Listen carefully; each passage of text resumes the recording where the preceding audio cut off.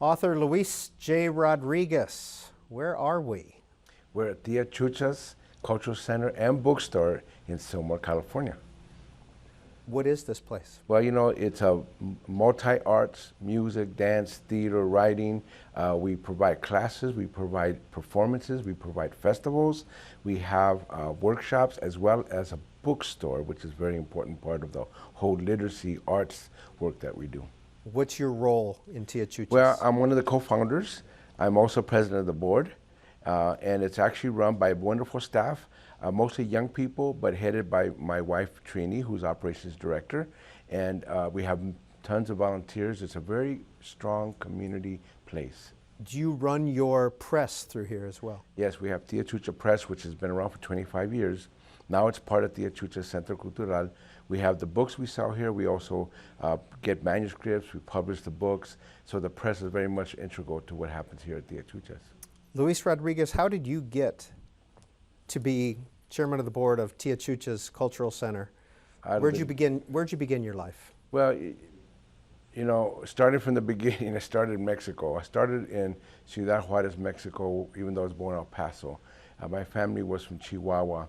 And I have to mention that my mother's roots are the Tarahumara native peoples there, Raramuri.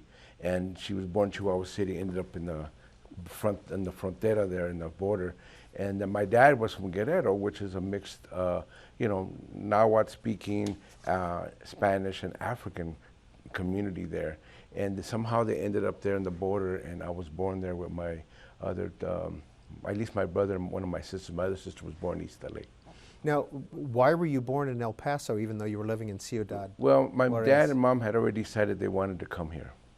And one of the things, it was very easy. I know a lot of people make a big deal about people crossing over and becoming U.S. citizens, but it was a regular thing to do because they had meant to come here.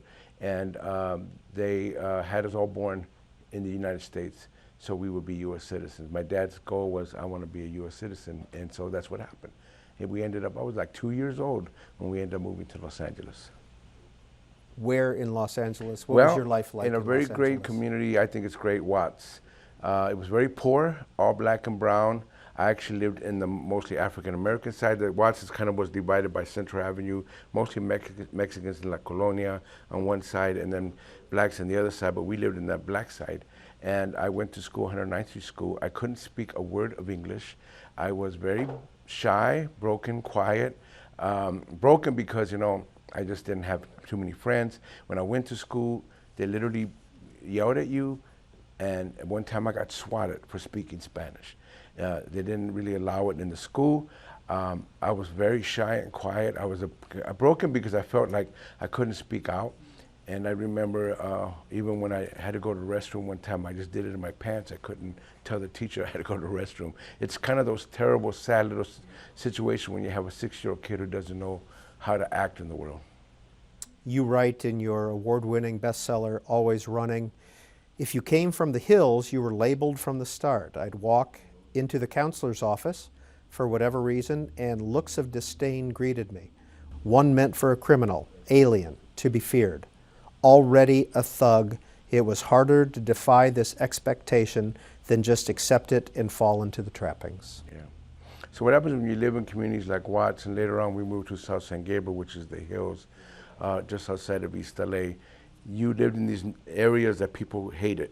There was this thing. If you were from Watts to certain communities, like you couldn't cross the railroad track at the time, because Southgate, which is a working class, but mostly white community, they would actually stop you. Me and my brother got beat up once for daring to cross over.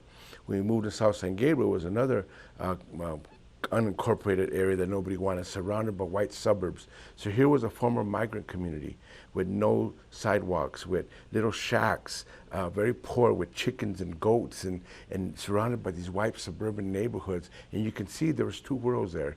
And there was a distinct. When we walked into the schools, people looked at us, well, you're from the hills, you're Mexican, you're poor. They already hated us. And then when we started becoming cholos, because that was a way of expressing that we had something, then they really said, well, now you're bad news, now you're trouble. There was no way to escape the label that we were just not wanted and we were not part of the rest of the world. What's a cholo? Cholo's a Chicano gang member, started It actually started with the Pachucos. As some people know, in LA was big for Pachucos. There was the Zoo Suit riots. They came out of the 30s and 40s. They were the sons and daughters of the refugees from the Mexican Revolution, which people don't realize resulted in 1 million people killed and 1 million refugees. They ended up starting the first barrios of LA at the time. You know, like White Fence, like the Flats, like Lomas, my neighborhood, like Sangra, all these neighborhoods, Florencia and everything. Many of them started around that time with the Pachucos. By the time the 50s and 60s came around, they transformed to Cholos. And they had a stylized way of walking like the Pachucos. They had a stylized way of dressing, little hats. They had penitents by then. They had khaki pants that they got from the county jail or from the juvenile hall. And we looked different, we acted different. We had a whole way of talking that was a hybrid of Spanish and English, but also a whole mess of new words that we call calo, just the slang that we used to use. What's Chicano? Chicano is what some people will call Mexican American. They're the refugees and or sons and daughters of the Mexicans that came over, especially after, again, the Mexican Revolution, which people, again, don't realize how impactful that revolution was, how big it was, how genocidal it was, and it led to a lot of people just being uprooted, and that uprootedness, I think, led to a lot of people responding, not everybody, but at least for some of us, into a Cholo culture, which was a subculture of the Chicano people. You know, it was like we were rebelling against everybody, not just the U.S. System or world or culture, but also our own parents, our own traditions. It was rebelling against the whole world, and then we called ourselves Cholos. Cholos, by the way, was a word they used to give to Indians, low life, the worst people. So it's almost like incorporating that terrible label and saying, we are Cholos, we are the Indians, we are the low lives, and we were making something to be prideful of. When you look back at your life being raised in South L.A., what do you remember? What comes to mind? Well, poverty, and I think poverty was one of these things that you don't know that you have it. You think that everybody's this way.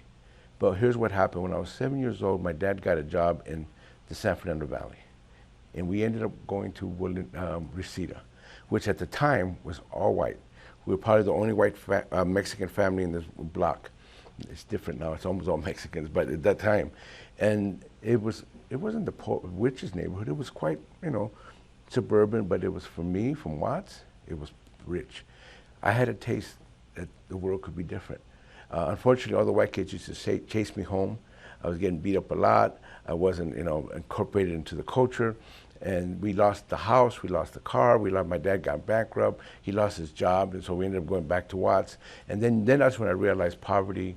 I was 7 years old when I started to steal, because in many ways I could see I don't got something that other people do.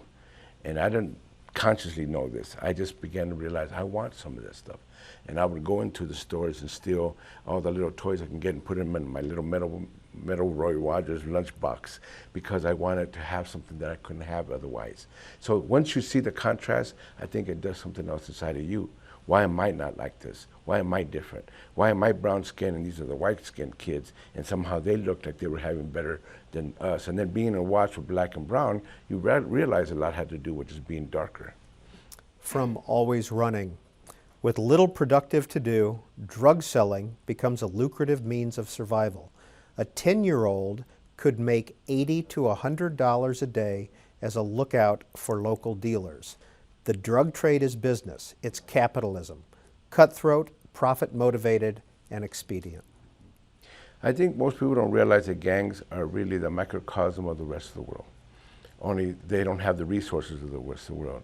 They don't have the ends. They don't have the avenues. They don't have the education, the moving up kind of thing. So you recreate that world. If the world is bankers, corporations, they get money, they exploit people. Guess what? We find a way to do it. We don't have an industry, so when drugs came in, and drugs wasn't always part of gangs, but if you know, especially by the 70s, 80s, and particularly that period of 80s and 90s, drugs became central. It became the one way that people could have an economy when the economy was being pushed out. And gangs were perfect for it because they were cohesive. They'd been for a long time. You had homies, you had loyalty. They were perfect for the drug trade. And when the drugs came in, the gangs were ready. This is how gangs became so big in the United States.